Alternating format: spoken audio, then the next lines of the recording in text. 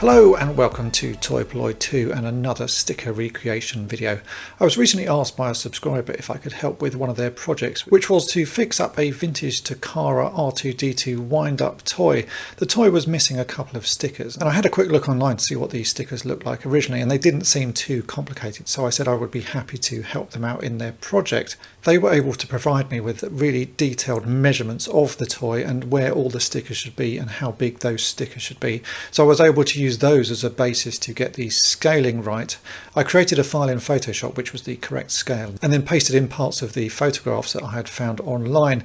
It was at this point I realised I'd actually typed in some of the details wrong, so the file I had first created in Photoshop wasn't actually the right scale. So at that point I had to start again. Sometimes you make these mistakes, and I thought it was interesting to leave this very simple mistake in this video to show that even I, after many years of making stickers, sometimes get things wrong.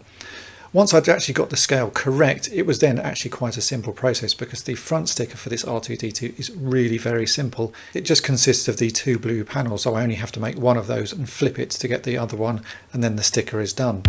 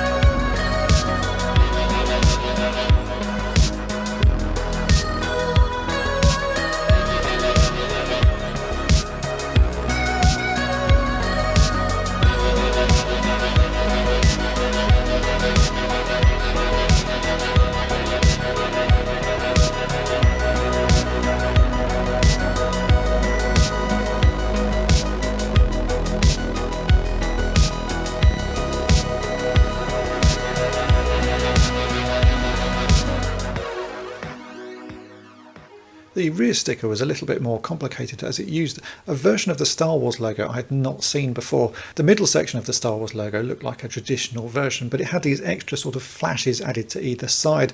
So I could use the basic Star Wars logo as a starting point and then just had to add the flashes by hand. Underneath the logo, R2-D2 is written in a Times New Roman font, so that was going to be fairly quick to recreate. Just type it in, make sure the scale is right, and then a few little adjustments to make sure the spacing between the letters looks exactly the same as it does on the sticker. Then I set about modifying the logo, and for that I just used the line tool to make some selections and filled them with the same colour that I'd created the logo in. A few little adjustments along the way, and I added those flashes with ease.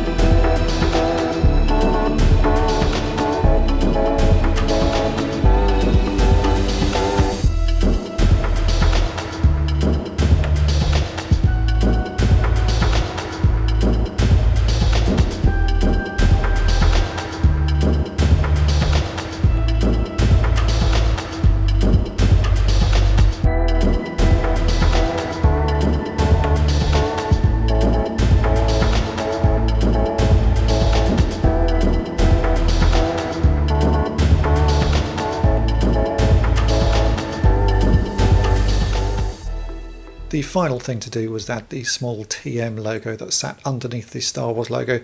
This again was just using a standard font. It looked like Arial to me, and with a few little modifications and changes to the size, I was able to get something that matched the original. And that was pretty much it for these stickers. I then placed them all together on one sheet, added my Toy Polloi branding, sent it over to the subscriber. He printed them out to check they worked, and it turns out they were a perfect fit first time. So that was all down to the careful measurements that he sent me. With careful measurements and some good source images, it actually makes this process really very easy to do.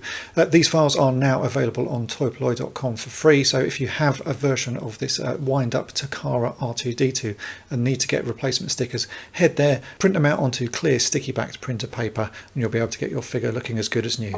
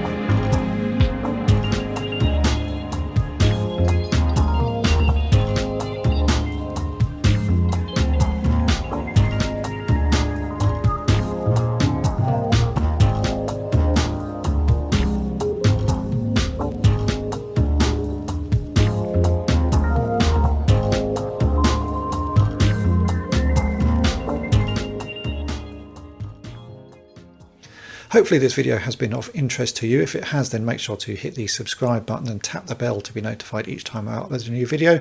And if you've really enjoyed it, then head on over to my main channel, Toy Polloi, and subscribe there as well. Thanks for watching.